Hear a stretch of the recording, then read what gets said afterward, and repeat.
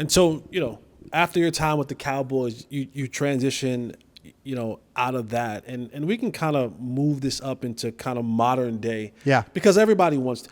I do have a question. I do have a question, and I want you to break down, because we have fans and people that watch that love the game of football, but aren't always privy to what happens behind the scenes. Mm-hmm. And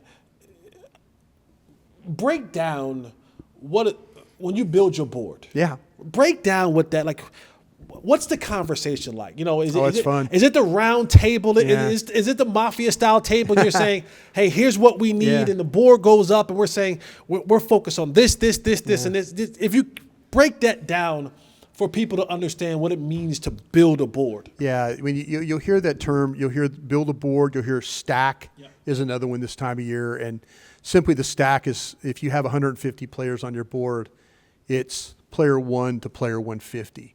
And you put them in order of how you would take them. Now, there's when I first came to the Cowboys, they had a massive board. I mean, massive with the number of tags. I don't know how they were able to draft with all those tags on the board. And I know in Green Bay and in Philly, the places I'd been, we'd put maybe 140 players on the board. Like, you always hear me say, like, don't window dress your board. Don't put guys that, don't window dress it. If you see a guy as a second round guy, put him in the second round. Don't elevate.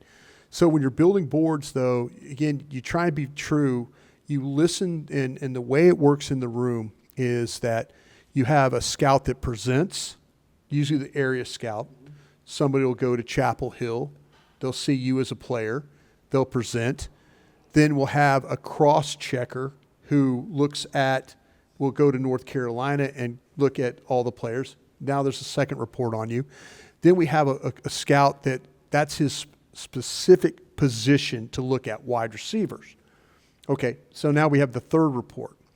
Then we might have a report from the coach that evaluated you. Ray Sherman will put in a report. And then we'll have a report as a group. And that's what gets you your final grade on the board. So you try and come to a consensus. After you listen to all the reports, you start to compare. And when you put your board up by round, so you go position, all the wide receivers, first, second, third through the seventh. You do that with all the positions. You put them all up there, and you put them in order. And then your stack is a great example of them using the stack to their advantage was when Ryan Shazier, when they drafted Zach Martin. And they had their stack. Shazier, the linebacker from Ohio State, was a tag. Zach Martin was a tag under that. Johnny Manziel was a tag under that down the board. Okay, so all of a sudden, A&M guy. So the Johnny Manziel. So all of a sudden, Pittsburgh grabbed Shazier. Stephen Jones and everybody on the board immediately knows Zach Martin's our pick. Yeah. Jerry Jones then reminds everybody, as it's quiet, Jerry Jones reminds everybody, Johnny Manziel's tag's still on that board. Dad, Johnny Manziel's tag is below Zach Martin's tag. Well, Johnny Manziel's tag is on that board still. I'm just telling you guys. Now everybody's quiet. Now you're going to get, Jason Garrett, others are going to stand up and say, well, Jerry, this is why. So you have to kind of re-explain. Right. The stack is the stack for the reason. We're going to take these guys in this order. That's why they probably did it with CeeDee Lamb. Yeah. When all of a sudden we're thinking they're going to take a defensive end, they take CeeDee Lamb with the 17th pick. Why? It's a blinking light. Maybe they have CeeDee Lamb as the 6th best player on their board.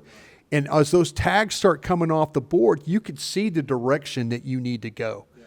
So building a board is about the evaluation. It's about the discussion.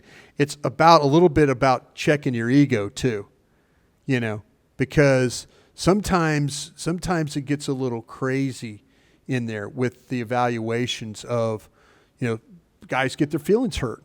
And they walk out of the room. Once you walk out of that room, we're cool. But we're in that room, you're going after each other. Now, do you guys sometimes get the I told you so? You say, I wanted this guy, the other guy get drafted, and he'd be like, I told you so. I Yeah, I either think he was the guy or your guy sucks. Yeah. He's trash. You fought on the table. You fought Yeah. me in that draft See, room.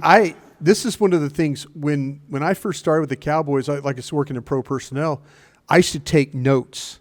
I used to handwrite notes about every player.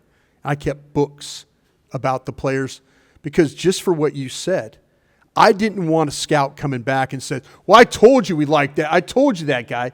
I'm like, would you like me to pull your notes up what you did say about this player? Parcells made me stop taking notes in the room. He said, stop that. Don't take any more notes. Because I was. You kept the receipts. I kept the receipts. You kept the receipts. Yeah. If he said something about a player, I wanted to make, for example, there was a player named Jacob Rogers. He was a tackle from USC. Went to high school at Oxnard in Oxnard, California. I'll never forget Tom Siskowski and Jeff Ireland Tom and those guys are like, they're sitting there and we're having a discussion and Bill's going on and on and on and on about the player.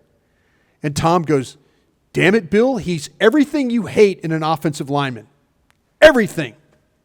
Jeff Ireland steps up and goes, Tom's right, Bill. He's everything you hate in an offensive lineman. What happens? We picked a guy in the second round. He doesn't play a lick for the Dallas Cowboys. But see, that's the kind of thing sometimes that you get into. You get into that type of mode. I've seen scouts come up and there was a guy, talking about John Gruden. We were in Green Bay one time, and there was a player named Derek Alexander who was a wide receiver from Michigan. And John was like, the scouts were going on and on about the player, and they had him as a certain thing. And John loved the kid. I mean, Ohio kid, tough and all that. And John was giving his report, and then as he's talking, and he goes, yeah, this, but this. And he goes, but he has a drinking problem. And so he was imitating the scouts. He was imitating the scouts. But he has a drinking problem. And every scout that's John. Yeah. That was John. And, but sometimes that's what happens. These coaches, they have an idea. The scouts have an idea. You really do have to be a very good listener. You have to have some give and take, and you have to know what battles to fight.